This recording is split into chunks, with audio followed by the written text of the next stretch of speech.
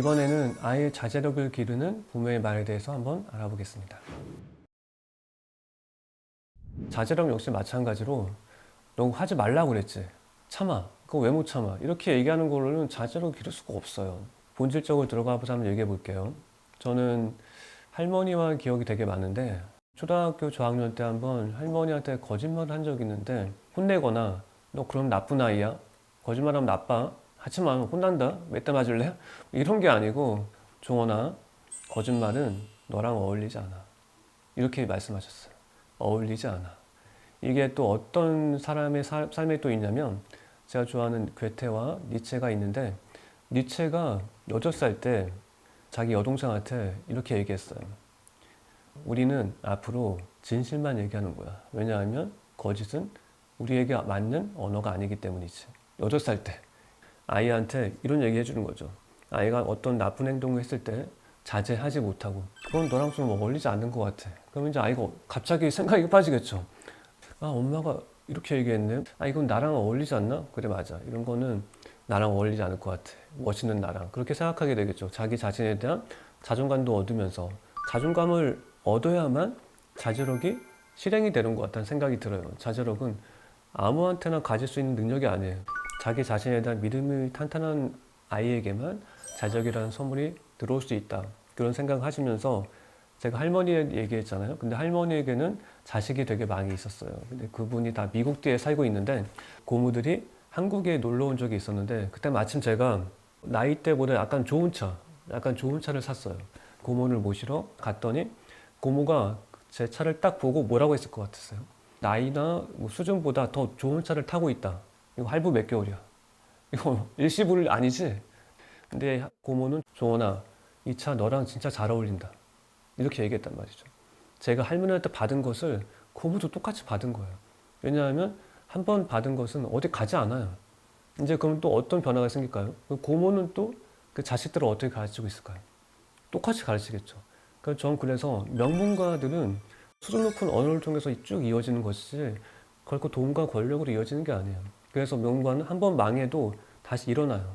왜냐 언어가 죽지 않았기 때문에 그 안에 있는 언어의 수준이 살아남아서 그들을 지켜주기 때문에 이것도 이제 일상에서 그냥 말만 하면 되는 게 아니에요.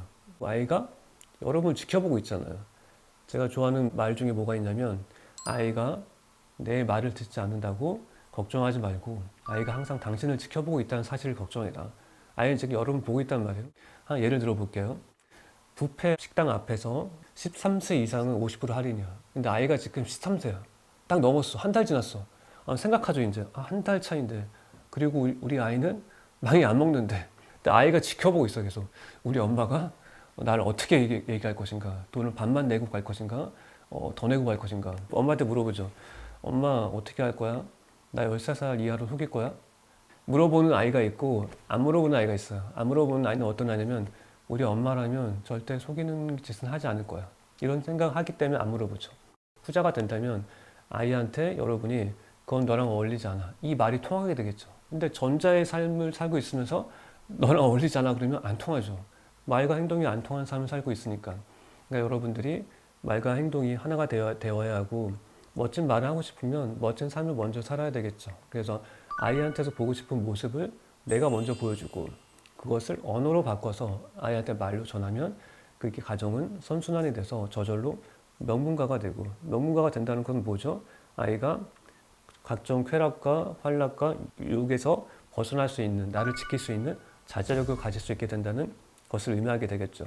그 여러분들이 그 삶을 이해했으면 좋겠고 그 안에서 이제 그걸 보여주기 위해서 여러분 부모님들도 일상에서 자기 스스로를 지키는 힘도 필요할 것 같아요. 저는 그래서 어떤 걸 실천하냐면 이렇게 핸드폰 보면 카카오톡 이런 게 있잖아요. 메신저가 있잖아요. 메신저 보면 일단 내가 열어보지 않아도 딱 위에 찍혀져 어떤 메시지가 왔는지 딱 보고 약간 부정적이야. 나에 대해서 부정적인 메시지가 왔어. 그러면 저는 바로 확인하지 않아요.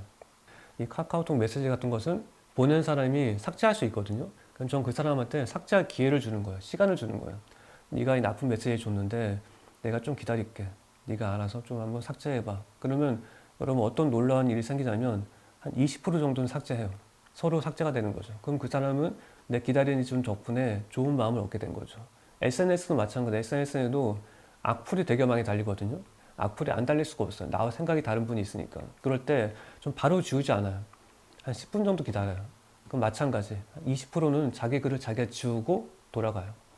스스로에게 반성할 기회를 주고 더 생각할 기회를 주는 거죠. 그 부모님 자신이 그거를 이제 일상에 실천해 보세요. 카카오톡 메시지 나쁜 게 왔으면 조금 기다렸다가 그 사람이 바꿀 기회를 주고 SNS에서도 바꿀 기회를 주고 그렇게 삶을 실천해 보시면 아이한테 어떻게 하면 자제로 기르게 해줄 수 있는지를 여러분 부모님의 삶에서 한번 깨달을 수 있을 거예요. 이제 그러면 이제 우리가 이번에는 부모 인문학 수업이라는 책을 통해서 제가 낭독을 짧게 한번 해보겠습니다. 사랑이라는 단어는 나중에라는 의미를 담고 있지 않다. 오직 현재, 바로 이 순간이 사랑을 실천하기 가장 좋은 때다. 어떤 이는 사랑이 고통이라고 말한다. 하지만 고통은 어디에서 오는가? 사랑하는 그것을 가지려는 욕심에서 온다. 사랑 그 자체는 순결하고 아름답다. 사랑은 소유를 허락하는 것은 아니다. 아이를 기르는 부모의 마음이 아픈 이유는 무엇인가? 아이의 삶을 소유하려 하기 때문이다. 아이의 시간과 행동, 영감까지도 통제하려 하기 때문이다. 당신이 아무리 아이를 사랑한다고 말해도 그 마음이 아이에게 전해지지 않으면 그 사랑은 사랑이 아니다. 사랑 안에서 자유롭게 풀어주어라. 부모 가슴에 아이를 향한 사랑이 뜨겁게 끓고 있고 아이에게 그 온기가 전해지는 순간 비로소 세상에서 가장 완벽한 교육이 시작된다. 교육이란 사랑을 전하고 그것을 느끼는 일이다. 지금 그대 앞에 선 당신의 아이에게 그것을 전하라.